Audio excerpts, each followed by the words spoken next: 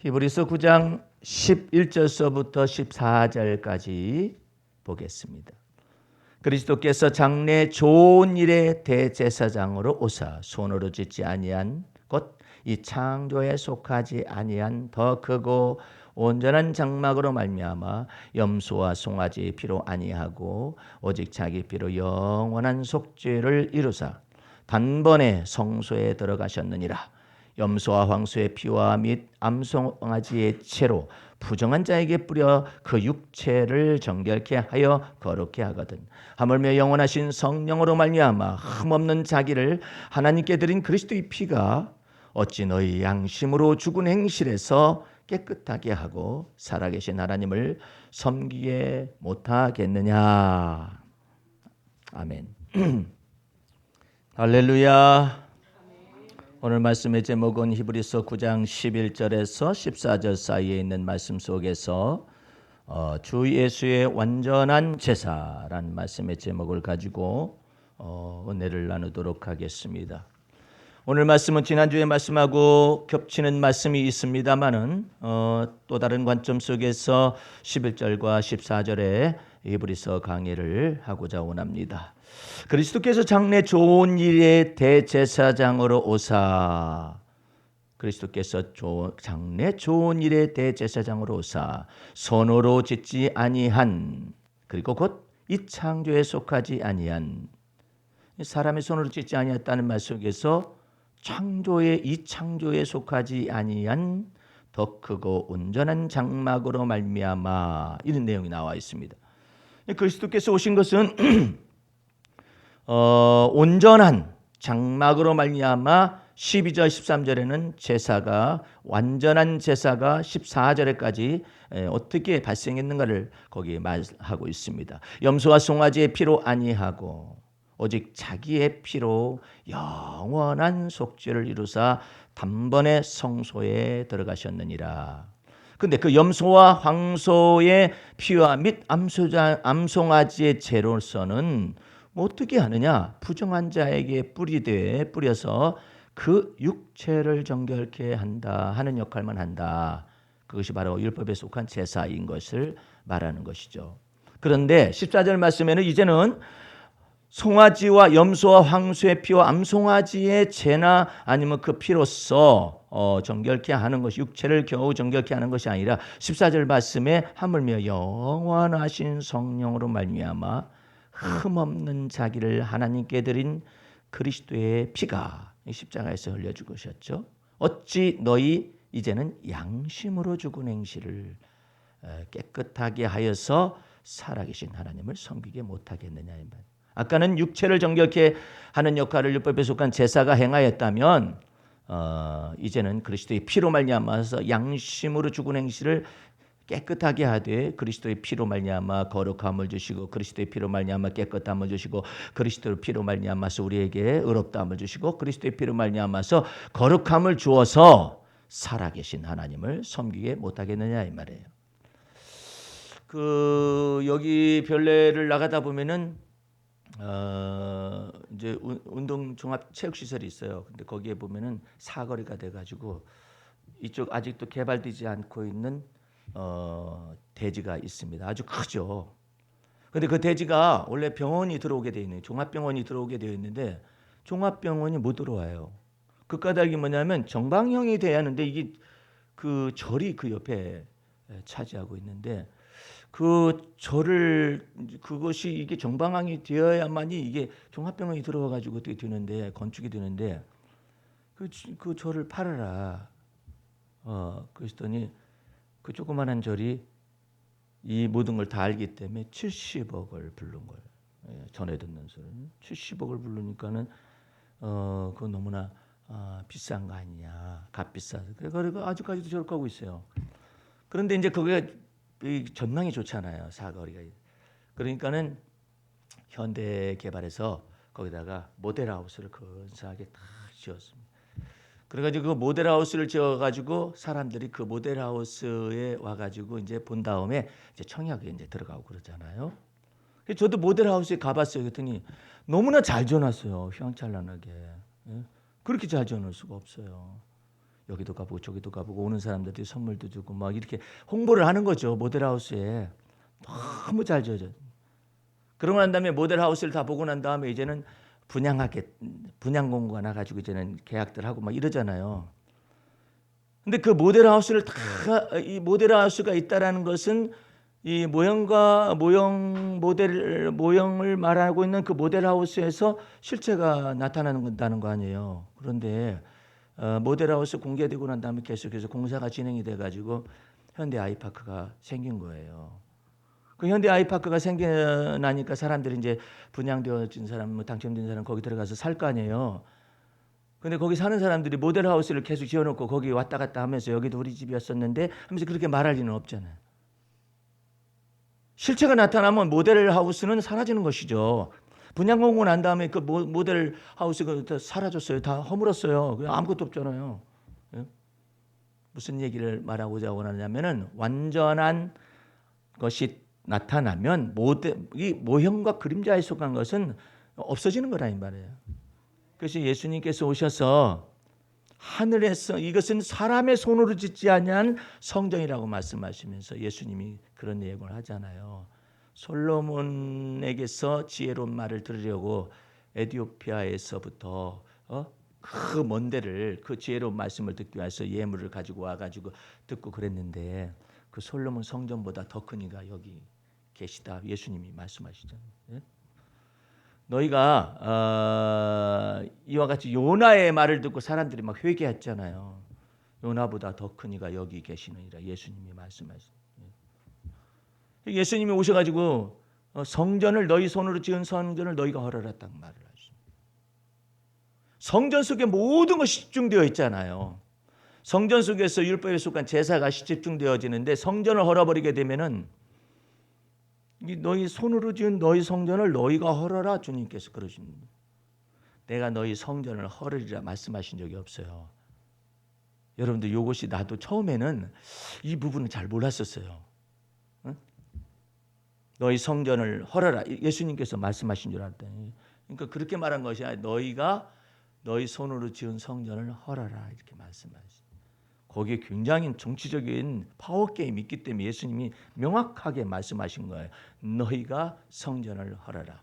내가 사흘 만에 성전을 일으키겠노라 말을 하니까 이 유대인들이 이스라엘 사람들이 알아듣지를 못하는 거야. 아니 이거 40년 동안이나 걸쳐서 이 성전을 세웠는데 네가 사흘 만에 이 성전을 세우겠느냐?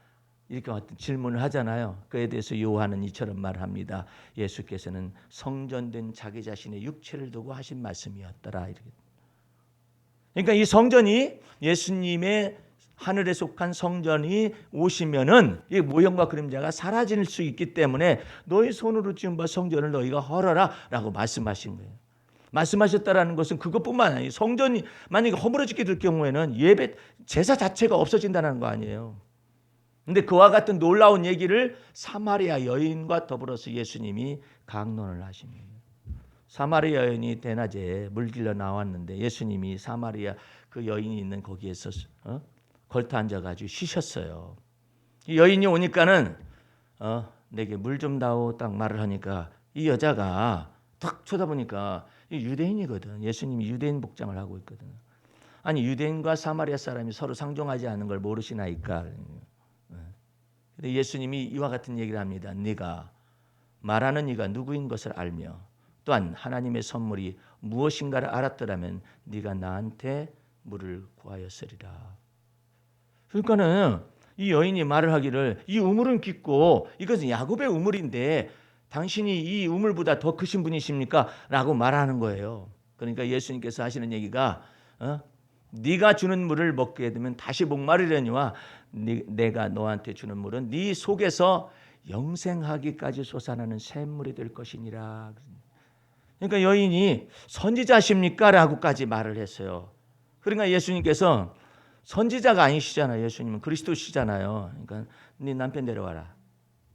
그러니까 이 여인이 솔직하게 얘기했어요. 제가 남편 전에 5 있었는데 저는 남편이 없나이다 이렇게 말을 한 거예요.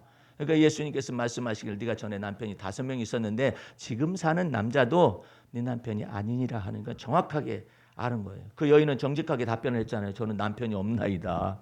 예.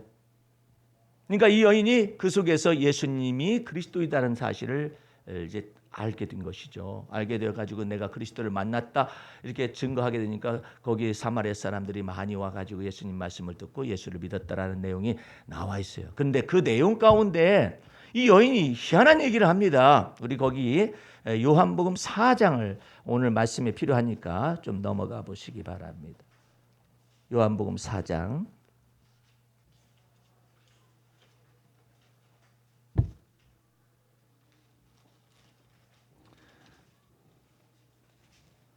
20절 말씀을 보시기 바랍니다. 4장 20절.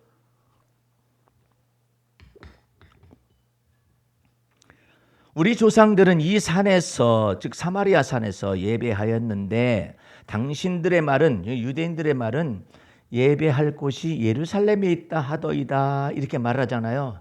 그러니까 예수님께서 엄청난 말을 쏟아내고 있어요. 그 내용이 뭐냐? 21절 말씀에 예수께서 가라사대 여자여 내 말을 믿으라. 내 말을 이해하라고 그랬어요? 믿으라고 그랬어요? 이게 달라요. 믿으라. 이 산에서도 말고 예루살렘에서도 말고 너희가 아버지께 뭐 할 때가 이르리라? 제사할 때가 이르리라고 말하지 않잖아요. 이제 제사의 개념이 완전히 예배의 개념으로 다 바뀌는 거예요. 예배할 때가 이르리라. 너희는 알지 못하는 것을 예배하고 우리는 아는 것을 예배하노니 이는 구원이 유대인에게서 남이니라. 아버지께 참으로 예배하는 자들은 아버지께 참으로 제사하는 자들이란 말을 쓰지 않잖아요. 예배하는 자들은 신령과 진정, 이것은 번역이 잘못됐는데 성령과 진리라 이런 뜻이에요. 성령과 진리로 예배할 때가 오나니 곧 이때라. 어느 때부터라는 거예요? 예수께서 오시고 난 이때서부터 예배가 시행이 된다 이 말이죠. 어디에서도 말고 어디에서도 아니에요. 예루살렘에서도 아니고 사마리아에서도 아니고 이제는 사마리아 성전 시대가 지나가는 것이고 예루살렘 성전 시대가 지나가는 거예요. 예. 그래가지고 어떻게 예배를 드냐? 아버지께 참으로 예배하는 자들은 성령과 진리로 예배할 때가 오나니 곧 이때라. 아버지께서는 이렇게 자기에게 뭐 하는 자들을 찾으셔요? 예배하는 자들을 찾으시는데 그 이유가 뭐냐? 24절 말씀에 하나님은 영이시기 때문에 예배하는 자가 성령과 진리로 예배할지니라. 이건 엄청난 말을 쏟아낸 거예요. 이거 사마리아 지역에서 쏟아내서 다행이지. 만약에 이것을 예루살렘에서 쏟아내잖아요. 예수님 죽이겠다고 난리를 쳤을 거예요. 성전을 헐어라. 너희가 너희 성전을 헐어라. 이랬을 때 내가 사흘 만에 일으키라는 말을 했었을 때도 예수님을 돌로 쳐 죽이겠다고 그 난리를 칠 수 있는 사람들인데 이처럼 예배가 이 제사를 완전히 부정하잖아요. 그거 뭐 때문에 짐승의 제사 속에서 있다가 하나님께 예배하는 자는 성령과 진리로 예배하라 이 예배로 다 바뀌었느냐 이 말이에요. 그리고 예배하는 장소가 없잖아요. 왜? 하나님은 영이시기 때문에 예루살렘 성전에만 묶여 있을 수도 없고 사마리아 산에서 성전에 묶여 있을 수가 없는 분이시에요. 하나님은 영이시고 온 천지 만물에 만유의 주로서 거하시는 분이시기 때문에 그 하나님은 어떻게 이 조그만한 성전에다가 가둬둘 수가 있겠느냐 말이에요. 처음에 다윗이 성전을 지어 바치겠다고 말했을 때 하나님께서 일찍 딱 거부하십니다. 네가 나를 위하여서 집을 지을 수 있겠느냐? 내가 너희 족속 가운데 어느 지파에게 나를 위하여서 집을 지으라고 명령을 내린 적이 있었느냐? 하늘은 하나님의 보호자요. 땅은 땅에다 세우는 이 소위 말해서 성전이라는 것은 하나님의 발등상에 불과한 것인데 너희가 어찌 나를 그 예배당 안에다가 성전 안에다가 가둬둘 수가 있느냐 이 말이에요. 그래서 예수님이 이 성전을 갖다가 너희가 성전을 헐어버리라는 그것은 뭐 때문에 그래요? 이게 모델하우스에 불과한 거예요. 모델하우스에 불과한 것인데 예수님이 오셨다 이것이에요. 예수님이 오셨기 때문에 이 성전을 너희 손으로 헐으라고 말씀하실 뿐만 아니라 제사 자체가 변혁이 돼요. 어떻게? 하나님은 영이시니 성령과 진리 안에서 예배할 것이니라. 하나님은 이러한 자들을 찾으시느니라. 만약에 이방인들에게 복음이 증거가 될 때인데, 사마리아 사람들에게 복음이 증거될 때인데, 만약에 사마리아 성전을 인정한다, 예루살렘 성전만 인정한다면은 어떤 사람들이, 그러면은 우리가 성지순례를 계속해서 해야 할 게 아니에요. 근데 놀랍게도 지금 역사 속에서 예루살렘 성전은 어떤 기독교 성전도 아니에요. 유대인의 성전도 아니에요. 회교도 성전으로 정확하게 멈춰 있어요. 어느 때까지일까요? 하나님께서 원하시는 바 이방인의 충만한 수가 그리스도 안에 들어오기까지 완악하게 된 거예요. 그래서 저들에게 줘버린 거예요. 예. 그 성전에 못 들어가잖아요. 예. 그 회개도 성전이라고 자기네들이 주장하니까 못 들어간단 말이에요. 예?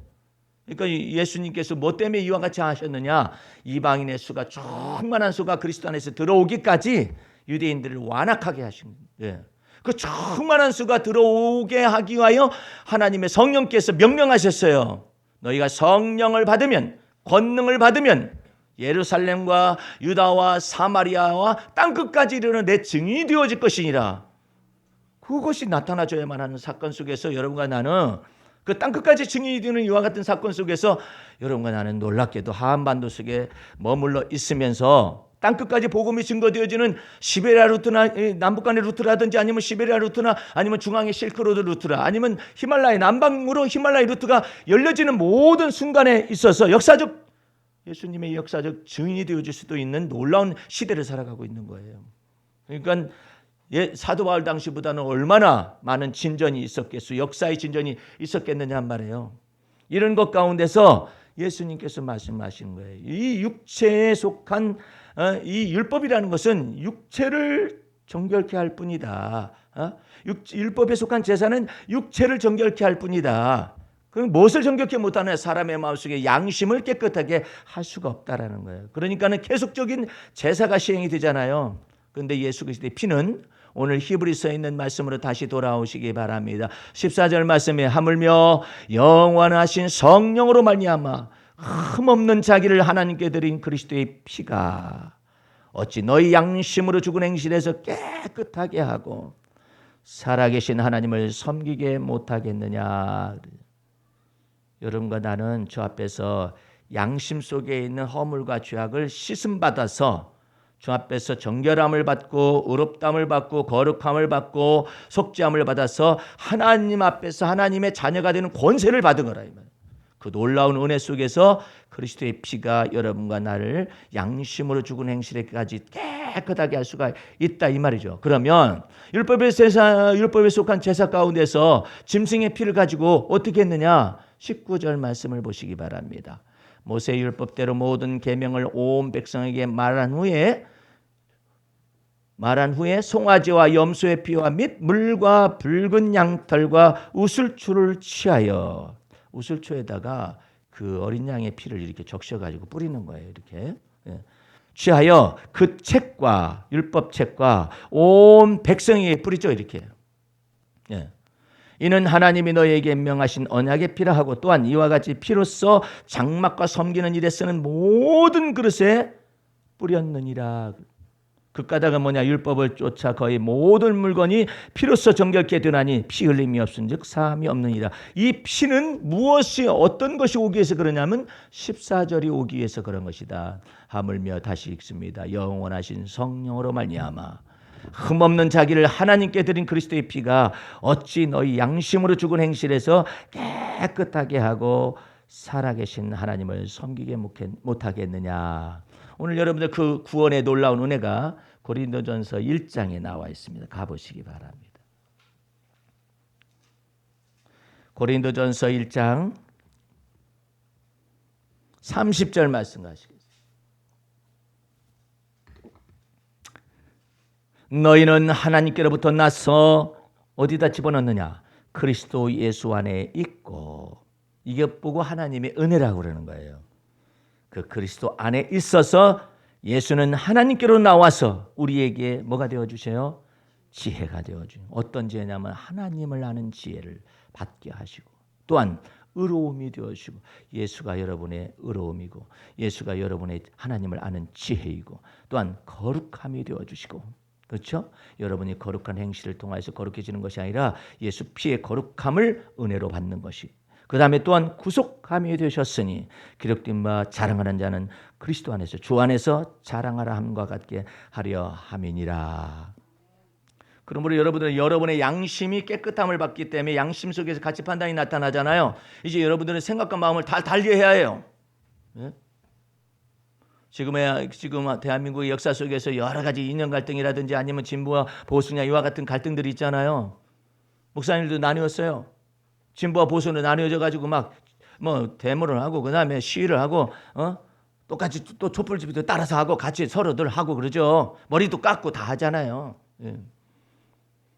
근데 여러분과 나는 그러면 여러분과 나는 진보냐 보수냐 좌파냐 우파냐 우리는 그게 또 저것도 아니에요. 예. 우리는 주님께서 말씀하여 너희는 지혜 없는 자 같이 행하지 말고 하나님의 지혜를 받은 자 같이 행하여서 세월을 아끼고 여러분의 가치 판단을 새롭게 해야 해요. 그 새롭게 한다는 것이 무엇이냐면은 하나님께서 모든 권력은 하나님께서 주시는데 예? 모든 권력은 하나님께서 주잖아요. 그래 이승만한테도 줘봤어요. 그랬더니 3.15 부정선거를 하듯이 그냥 국정에 농단이 나타났어요. 장로랑에서 다를 줄 알았지. 실질적으로 북한도에 가가지고 항일투쟁을 하기로 했어요. 무엇을 하기로 했어요. 그래도 기회를 줬잖아요. 권력은 하나님께로부터 어쨌든 준다 해서. 그런데 그처럼 부정을 저질렀잖아요. 4.19 그거를 통해서 5.16 군사혁명에 이르기까지 또 기회를 줬어요. 잘하는가 싶었더니 또 유신독재의 망령이 살아나잖아요. 자기 부인이 유경수 여사가 총에 맞아 죽어도 하나님의 사인을 모르잖아요. 그 속에서 유신독재 이와 같은 반독재 투쟁이라는 것들이 나타나잖아요. 이런 것 속에서 박정희가 죽었어요. 가장 신뢰하는 궁정동에서 거기에서 죽음을 맞이하잖아요. 그런 것 가운데서 또 전두환이가 갑자기 나타나서 정권을 잡았잖아요. 그건 어쨌든 간에 어쨌든 권력은 하나님께서 주셨으면 그것대로 잘 해나갈 줄 알았잖아요. 그런데 그와 같은 것 속에서 5.18 광주 민주화 사태 속에서의 그와 같은 피 흘림이 막 나타났잖아요. 예. 그런 것 가운데서 그래도 또 발전해가지고 민주투사에 이르기까지 정권을 하나님이 주셨죠. 주셨고 거기에서 민간 정권이 들어섰음과 동시에 또한 민주화 투쟁하고 거의 상관도 없는 이명박 장로에게 권력을 주셨죠. 어떻게 보나 어떻게 하는가. 예. 근데 여전히 그래요. 하나님의 마음의 깊은 곳은 무엇이냐면은 이 한반도 속에서 하나님의 마음의 깊은 곳은 이 한반도를 전체를 품고 계시는 것이거든요. 북한에 얼마나 많은 복음의 말씀이 평양으로부터 전달돼 가지고 순교의 피를 통해서 그 그리스도의 복음의 말씀이 얼마나 흥왕했었어요. 예. 이 모든 것 가운데서 여전히 아직도 하나님께 자유와 평화를 달라고 그리스도의 복음의 말씀이 증거되게 하기 위해서 참 숨은 곳에서 은밀한 도굴에서 이게 기도하고 있는 사람들이 얼마나 많아요. 그러니까 하나님의 마음은 한반도 전체 속에서 하나님의 마음이 열려져 있는 거예요. 하나님의 마음이 중심이 뜨거운 것이죠. 근데 10년 동안 어쨌든 간에 막혔어요. 막혀가지고 이 한반도 속에 이 문제를 풀어가야 하는데 그래서 이 한반도 속에 전무후무한 경제 부흥을 나타내시기 위해서는 한반도에 그리스도의 평화가 나타나줘야 하는데 도대체가 이 그리스도의 평화를 이룰 수 있는 사람이 누구며 어떤 정권일 것인가. 때마침 국정농단 사태가 나타나고 박근혜한테도 하나님께 기회를 줬어요. 공평해요 하나님은요. 그리고 또한 박근혜도 하나님의 뜻이 무엇인가를 입으로 말을 했어요. 예, 대통령 취임사에서 통일 대박입니다 해가지고 박수 받았었잖아요. 그런데 5년 동안 막혔어요. 국정농단이 나타났어요. 그래서 하나님께서 이제는 권력을 주시는데 이 남북관계에 관해서 열려진 사람과 열려진 사람에게 권력을 위임한 거 아니에요. 예. 권력을 위임하는 것 가운데서 여러분과 나는 좌파냐 우파냐 진보냐 아니면 보수냐 개념 속으로 이걸 이해하려 하면 안 돼요. 예. 하나님께서 일단은 권력을 이승만에게도 준 것처럼 박정희에게도 준 것처럼 전두환에게 준 것처럼 아니면은 노태우에게 준 것처럼 아니면 YS에 준 것처럼 DJ에 준 것처럼 이명박에게 준 것처럼 노무현에게 준 것처럼 이명박에게 준 것처럼 박근혜에게 준 것처럼 문재인 대통령에게 권력을 주신 거예요. 그게 하나님의 말씀 속에 있는 거예요. 우리 한번 로마서 3장을 펼쳐보시기 바랍니다. 여러분과 내가 지금 양심까지도 새로워지는 그 은혜가 무엇인가를 알게 하기 위해서 이 말씀을 명확하게 하려고 전달해 주는 거예요. 자, 로마서 13장 1절 말씀 보시기 바랍니다. 그리스도 안에 가치관이 무엇인가에 관해서 그리스도인의 가치관이 무엇인가, 양심까지 새롭게 하시는 바 그 은혜가 무엇인가를 가르쳐드리기 위해서 이와 같은 내용을 말하는 거예요. 각 사람은 1절 위에 있는 권세들에게 뭐하라? 네, 굴복하라. 여기는 권세는 누구로부터 나와요? 하나님께로 나지 않음이 없나니 모든 권세는 하나님의 정하신 바라. 이때 당시 권세가 뭐냐면 로마 정부예요. 예수님께서 뭐라고 그랬어요? 이거 화상 우리가 뭐 세금을 갖다 누구에 납부해야 하느냐 그런 것들을 질문을 하잖아요. 그러니까 예수님이 로마 화폐를 딱 보이시면서 가이사의 것은 가이사에게 주고, 네? 하나님의 것은 하나님께 드리라고 말을 하잖아요. 그거 말하는 것이 뭐예요? 예수님께서 신이 이렇게 말씀 속에서 계시하고 있는 거 아니에요? 다시 각 사람은 위에 있는 권세들에게 복종하라. 그죠? 권세는 하나님께는 나지 않음이 없나니. 그러죠? 만약에 하나님께서 권력을 이게 나누어 주신 것에 관해서 정한 것에 관해서 하나님이 주신 것이 아니라고 만약에 말을 하게 될 경우에 하나님은 만유의 주제가 되시지 못하고 만왕의 왕이 되지 못해요. 예. 근데 하나님은 모든 각 사람에게 각 족속에게 하나님이 권력들을 주시는데 그 모든 것에 관해서 일단은 모든 권력은 하나님께 주셔야만이 모든 권력들이 다 하나님께 속할 거 아니에요. 그렇죠? 그러니까 이 하나님께서 이제는 원칙적 원론적인 얘기를 하는 거예요. 2절 말씀. 그러므로 권세를 거스리는 자는 하나님의 뭘 거스려요? 명을 거스림으로 이미 거스리는 자들은 뭘 자취하리라? 심판을 자취하리라 그러잖아요. 예? 그러니까 이것이 가장 보수적인 말씀이에요. 말씀 속에 이처럼 보수적인 말씀이 없어요. 각 권세를 전부 다 열거했잖아요. 이승만에게 권력을 김구에게 주지 않고 이승만에게 어쨌든 줘서 해봐라. 예. 예를 들어서 이승만에게 정권을 주었어요. 그래가지고 이승만이 뭐 몇 년 동안 하고 물러났잖아요. 그러면 김구가 그 뒤를 이어서 될 수도 있었던 거예요. 근데 왜 죽여? 왜 죽이느냐고. 예를 들어서 하나님께서 김구가 대통령이 되어질게 되었을 때는 너무나 급진적인 이와 같은 개혁이 나타나져 가지고 역풍이 불 수도 있어요. 그렇기 때문에 하나님께서 민간 정권에 들어서기 하기 위해서 이승만에게 권력을 줬을 수도 있죠. 자세한 뜻은 모르지만. 근데 왜 김구를 죽이느냐고. 예? 그리고 왜 3.15 부정선거를 저질러요. 예. 그러니까 하나님 앞에서 이 모든 권력을 거기로부터 일단은 전부 다 하나님이 보아서 우리나라 만세가 되어서 권력을 다 주어서 오늘에까지 이르렀어요. 예.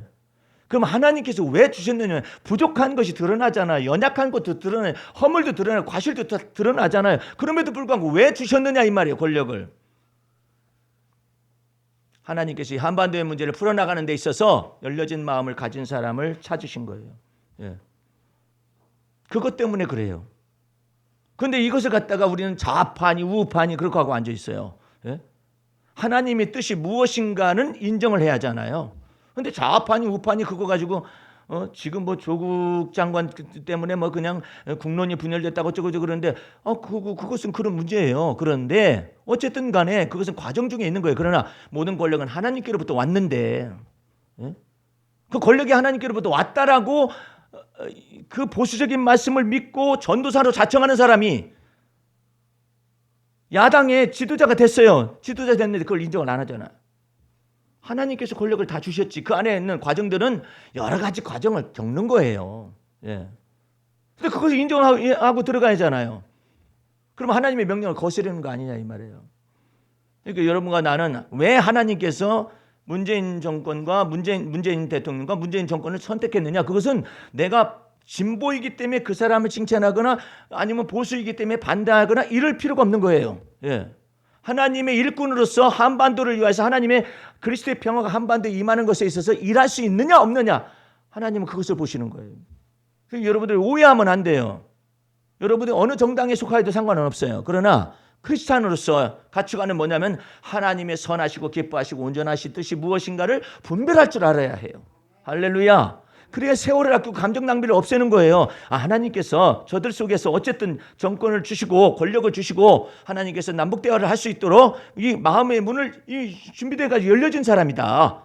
그것 때문에 그래요. 지난 10년간은 다 닫아놨잖아요. 어쨌든 간에. 예? 대화의 노력까지도 포기하잖아요. 그런데 여기서부터 이제 대화의 문을 열기 위한 이런 과정 속에 있는 것인데, 이 모든 것을 갖다가 진보니 보수니 거기에 서가지고 목사들도 막 진보 쪽으로 나뉘고 보수 쪽으로 나뉘고 이렇게 해가지고 있는데, 그것은 옳은 것이 아니죠. 하나님의 선하시고 기뻐하시고 온전하신 뜻이 무엇인가를 분별을 해야만 하죠. 우리 에베소서 5장을 가보시기 바랍니다. 5장 15절 말씀 가보시기 바랍니다. 그런즉 너희가 어떻게 행할 것을 자세히 주의하여 지혜 없는 자 같이 말고 오직 지혜 있는 자 같이 하여 뭘 아끼라? 세월을 아끼라. 감정의 낭비도 아끼고, 예? 여러분들은 뜻이 하늘에서 이루어진 것처럼 이 한반도 속에서 이루어지게 하시기 위한 하나님의 은혜를 믿으시기 바랍니다. 여러분들은 거기에 서 있어야 해요. 예? 거기 서 있어야지 조국 수호, 조국 퇴진 그런 게 서 있는 게 아니에요. 우리 여러분들은 그리스도 예수를 믿어서 새로운 피조물 되고 이전 것 지나가고 보라 새 것 만들어 주신 그 은혜 속에 여러분들 두셨는데, 아니 그걸 가지고 목숨을 걸어요. 왜 그걸 가지고 목숨을 걸어? 하나님의 뜻에다가 하나님의 선하시고 기뻐하시고 온전하신 뜻이 무엇인가를 여러분 마음속에 분별하는데 목숨을 걸 것이지, 왜 거기다 목숨을 걸어요? 만약에 내가 조국 퇴진 그런다고 해보세요. 그러면 조국 수호하는 사람이 이제 미친놈이라고 그러고, 내가 조국 수호 그러잖아요. 조국 퇴진하는 사람이 나보고 미친놈이라고 할 거 아니에요. 왜 크리스찬이 그런 얘기 저런 얘기를 들어요? 예? 하나님께서 하나님의 뜻이 하늘에서 이루어진 것처럼 이 한반도 속에서 그리스도의 평화를 이루어내기 위해서 주님께서 일하시고 계십니다. 그 속에서 주를 믿는 믿음 가지고 나아가야죠. 여러분 이때 어디에 속하여가지고 그냥 막 함부로 막 말을 하거나 이럴 때가 아니에요. 예? 하나님이 이 문재인 대통령을 세우고, 문재인 대통령은요 가톨릭 신자죠. 그런데 그리스도의 평화라는 말을 정치적인 역량 때문에 말을 못하는 거예요. 그런데 그 마음속에는 뭐가 있어요? 이 한반도 속에 반드시 평화가 정착되어져야 한다는 마음이 있잖아요. 그러기 위해서는 자기 자신의 몸과 마음을 바쳐서 대화의 문을 열어야 한다라고 그러잖아요. 그렇게 열기 위해서 애쓰잖아요. 그런데 지금 아베를 비롯하여서 일본의 아베를 비롯하여서 시진핑이라든지 푸틴이라든지 이 한반도를 둘러싼 여러 강대국들이 김정은을 비롯하여 가지고 트럼프를 비롯하여 전부 다 자기 정치적인 이익을 위해서 지금 늘렸다 줄였다 이렇게 하려고 그러잖아요. 하나님이 보실 때는 웃기시는 거예요. 웃기는 거라고. 예? 너희가 감히 이 한반도를 향하신 하나님의 이 놀라우신 계획과 그 다음에 그리스도의 평화가 임하게 하는 데 있어서 감히 너희가 스스로의 정치적인 유익과 이익을 위하여서 이것을 이용하려고 그래? 그럼 하나님께서 불을 보내시든지. 예? 저기 그 일본은요, 이번에 거대한 태풍이 몰려갔어요. 예.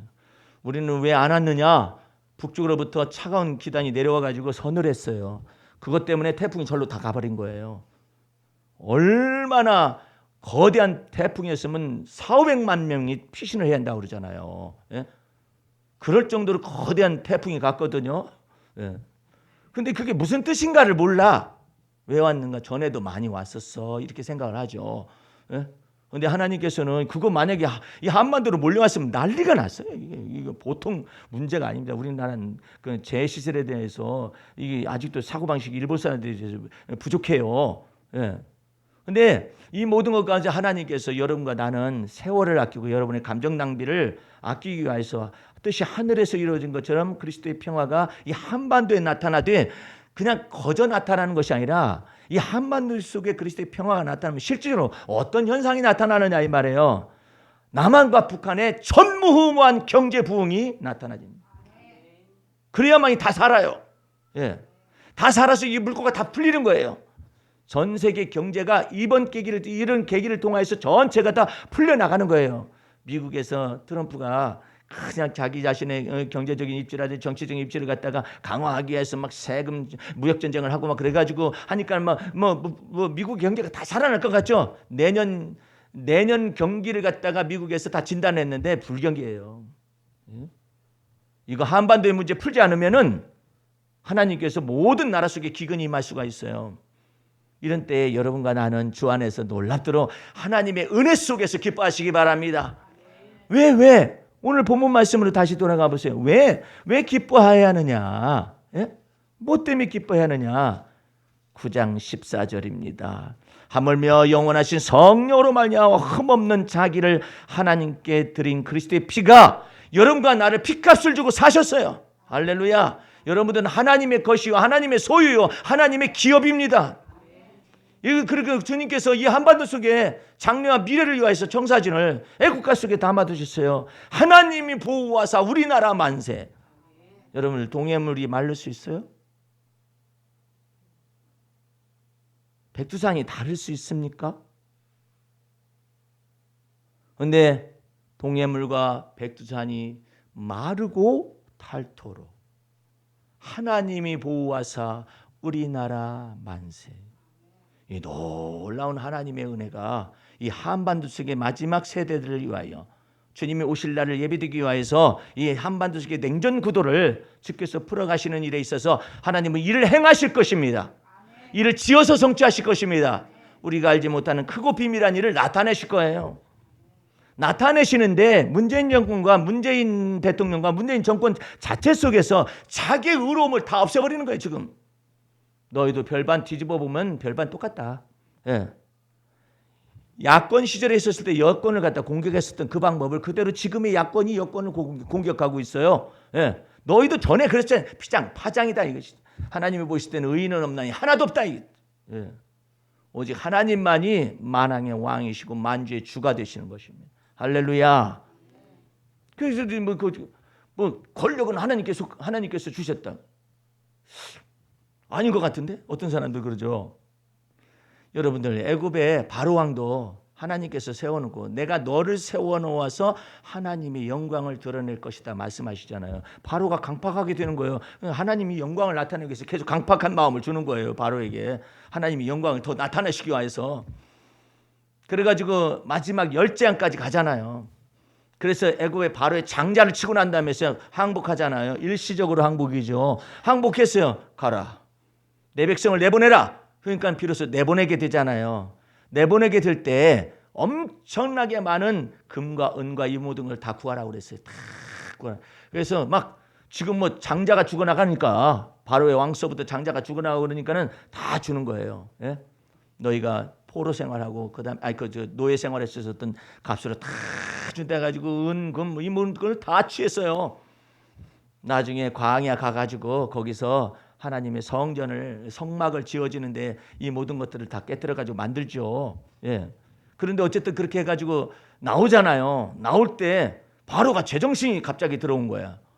하나님이 다시 바로의 마음을 강팍하게 했어요. 그러니까 제정신이 들어와가지고 아니 이놈들이 나갔어? 어? 잡아라 해가지고 추격하는 군사들을 보내잖아요. 그때 하나님께서 이처럼 말씀하셔요. 여호와 하나님께서 바로의 마음을 강팍하게 하시어서 이스라엘을 추적하게 하시니라. 그런데 이것은 무엇 때문에 그러냐? 하나님이 바로의 마음을 강팍하게 하심으로 말미암아 여호와의 영광을 더욱더 드러내시기 위하여. 놀라운 일이에요. 여러분들이 이 모든 것 가운데서 이와 같은 여러분의 지금 처해져 있는 상황들, 경제적인 상황, 여러 가지 상황들이 있잖아요. 가정적인 형편과 사정이 있잖아요. 이 모든 것 가운데서 그리스도께서 여러분을 위해서 핏값을 주어 사셨다라는 것을 믿지 않는다면 우리는 다 죄 가운데 죽어요.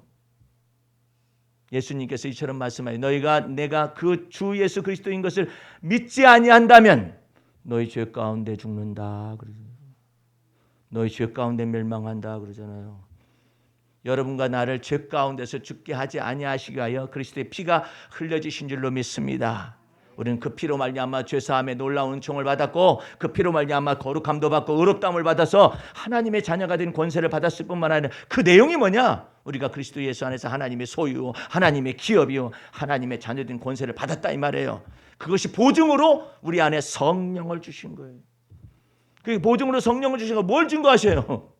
하나님의 은혜는 무엇이며 자유케 하는 진리는 무엇이며 이것을 순간순간마다 하시기 때문에 증거하시기 때문에 여러분과 나는 그러면 어떻게 내가 하나님을 경배하고 하나님을 예배할 수 있습니까? 환난 날에 하나님의 이름을 부르라. 내가 너를 건지리니 네가 나를 영화롭게 하리라.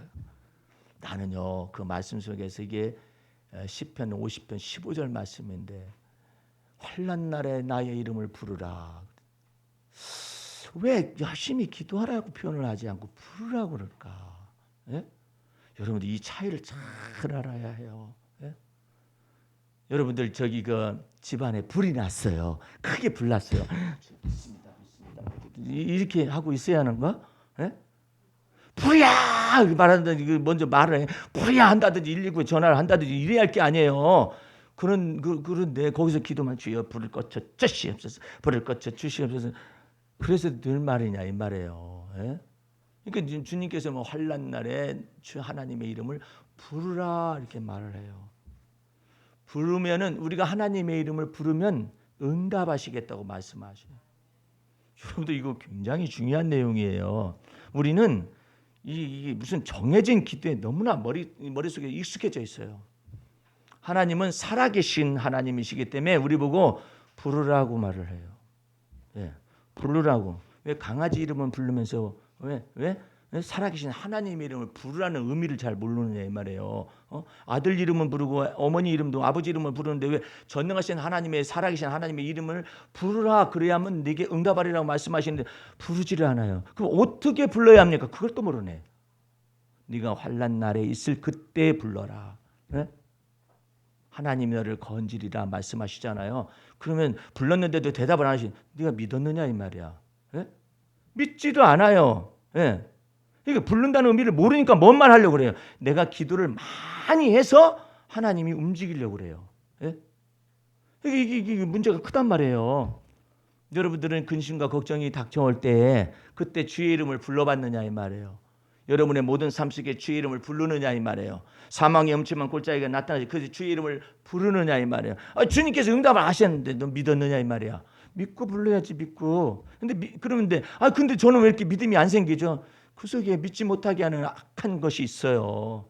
예? 그 속에 불신앙이 딱 들어가 있다고요. 입으로는 말을 해요. 근데 마음은 안 믿어져요. 가룟유다도 마찬가지 아니에요?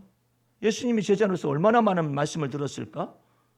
근데 믿음이 안 생기잖아. 예? 그래서 그 가룟유다가 어떻게 죽어요? 믿음으로 살아남지를 못하고 가룟유다가 양심의 가책을 받고 이렇게 네 죄 가운데 죽는다 너. 네가 나를 그분인 것을 믿지 않는다면 네 죄 가운데서 너 죽는다. 예? 여러분과 나를 죄 가운데 죽지 않게 하기 위해서 베드로가 예수님 부인하고 저주하고 맹세했잖아요. 그러면 끝난 거예요. 그런데 베드로가 믿음이 떨어지지 않기를 놓고 기도한 까닭이 뭐예요? 베드로가 처음부터 예수님을 믿었어요. 예. 믿으니까 믿음이 떨어지지 않기를 놓고 기도하잖아요. 예수님께서 유아에서. 그게 얼마나 놀라운 거예요. 그게 믿음의 비밀이거든요. 안 믿어지는 거 어떻게? 그거 모르지 뭐. 그 비밀까지 어떻게 알겠어요? 그러니까 그 속에서 뭔가 지금 악한 영이 있어가지고 내 자신 속에서 믿음을 먹어버리는 거예요. 예수님께 그러셨잖아요. 길가밭이 있다. 길가밭에 말씀이 뿌려졌어요. 그런데 말씀이 뿌려지니까 새가 와서 쪼아먹어요. 아무것도 없어요. 씨가 이게 뿌리가 내리지도 못하고 이 열매를 맺지를 못하는 거예요. 그러니까 여러분과 내 삶 속에서 우리 주님께서 임재하에 오셔서 여러분에게 믿음의 문을 여신 것을 인하여 감사하시기 바랍니다. 이거 믿어지는데 어떻게 나는 믿어지는데 어떻게 해요? 믿어져가지고 주는 그리스도의 살아계신 하나님의 아들로서 믿어진단 말이에요. 베드로야 내가 너의 믿음이 떨어지지 않기를 놓고 기도하였느니까 너 돌이키고 난 다음에 형제들을 굳세게 하거라 그러는 거예요. 하나만 할 거예요. 그래? 내가 예수님 부인했으니까 하나만 할 거예요.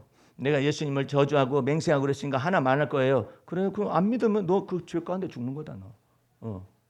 그런데 베드로 속에 그 믿음의 문이 열리니까 그 믿음의 문이 열린 것 속에 하나님이 뭘 여느냐면 기억하세요. 은혜의 문이 열려지는 것입니다. 그래가지고 주님 앞에서 통곡하며 회개해요. 주님 앞에서 통곡하며 회개해요. 내가 주님을 마음속으로는 사랑하는데 왜 육신이 연약해가지고 왜 안 되는 걸까? 그런 것들을 가지고 주님께서 해석을 하시잖아요.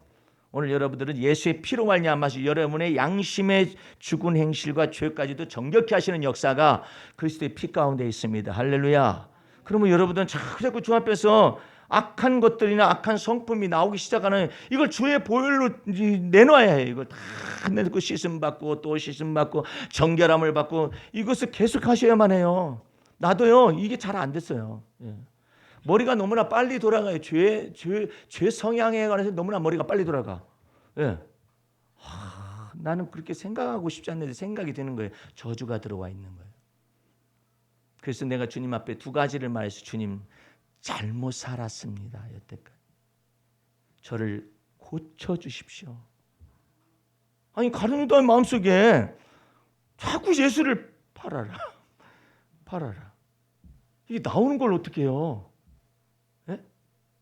내가 어느 세미나 장소에 가서 복음을 예수피의 권세와 능력을 말씀을 전했었더니 한 분이 나타나가지고 상담을 하러 나왔는데 목사님, 저는 목사님이 예수피의 권세와 능력을 얘기할 때마다 속에서 이런 생각이 왔어요. 무슨 생각이야? 나는 은혜스러운 말인가 했어요. 지랄하고 자빠졌네. 아니 예수 피가 이 증거 같으면은 그 속에서 지랄하고 자빠졌네. 시부렁 이런다는 거. 그것을 와서 얘기를 하니까 좋잖아요. 무엇인가 진단해 줄 수가 있잖아요. 되게 이게 숨기게 만들려고 그러거든요. 속으로 했으니까 뭐 속으로 그런 생각 왔다 갔다 했다. 그래서 내가 당신 집안에 죄가 심히 중하다. 당신 집안에 무당이 있지. 귀신과 내통하고 있는 이와 같은 통로가 열려져 있으니까 이 귀신이 지랄하고 자빠졌네. 예수 피의 권세에 얘기하면 지랄하고 자빠졌네. 믿음이 안 들어가는 거예요. 나는 믿고 싶어. 근데 안 들어가요. 사로잡아가지고 이것이 죄의 중한 것을 되면 마귀가 역사를 해버리는 지랄하고 자빠졌대. 그래서 저는 어떻게만 합니까? 내가 그걸 어떻게 다 고치거나 그럴 수가 있어요.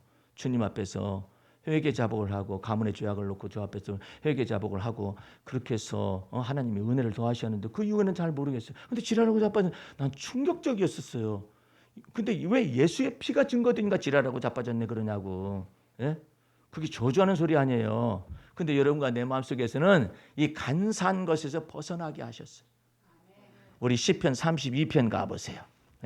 어떤 것이 있는가? 시편 32편 오늘 말씀 속에서 이게 믿어지는 것만 해도 이게 얼마나 감사한지. 32편 가보세요. 자, 하나님의 은혜가 믿음의 문이 열리고 은혜가 열려지는 문이 열려지는 것은 뭐냐? 허물의 1절 허물의 사함을 얻고 할렐루야. 그 죄의 가리움을 받는 자는 복이 있도다. 그래가지고 뭐가 없어지냐? 마음의 간사가 없고 지랄하고 자빠질 데가 없어져. 마음의 간사가 없고 이 마음의 간사함을 누가 주냐면 이 마귀가 가져다 주는 거예요. 계속해서. 근데 마음의 간사가 없고 그 다음에 여호와께 정죄를 당치 않은 자는 복이 있도다.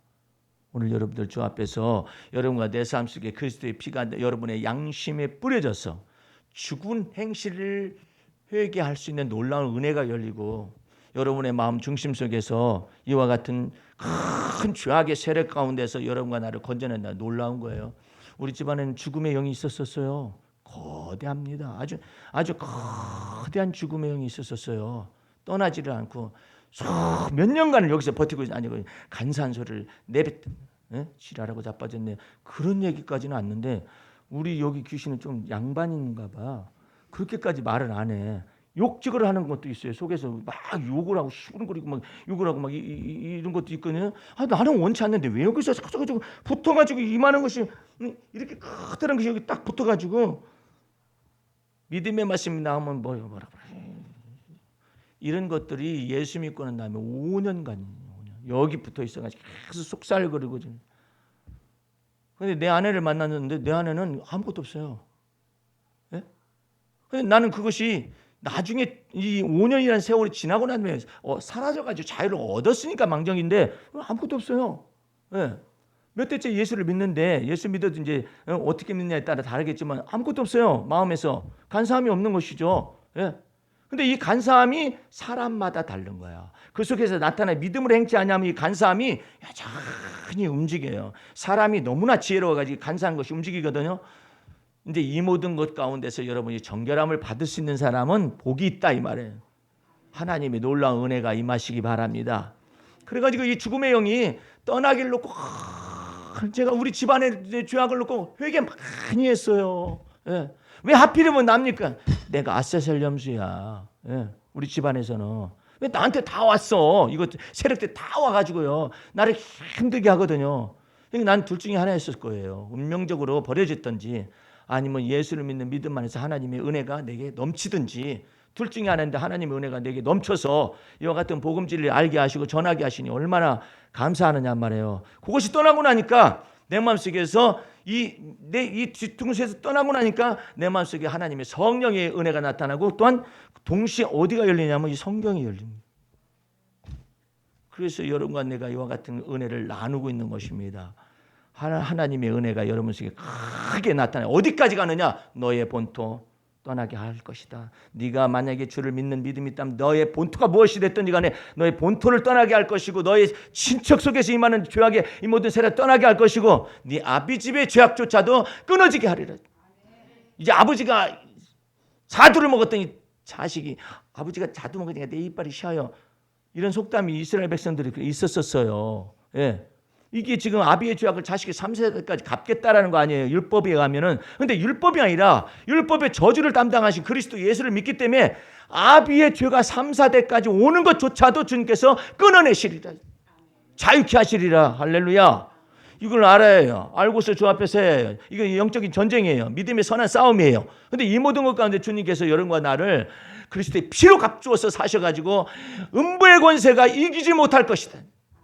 천국 열쇠를 여러분에게 내게 주었으니까 날마다 주와 더불어 동행하셔서 하나님의 은혜 속에 사시기를 주의 이름으로 축원합니다.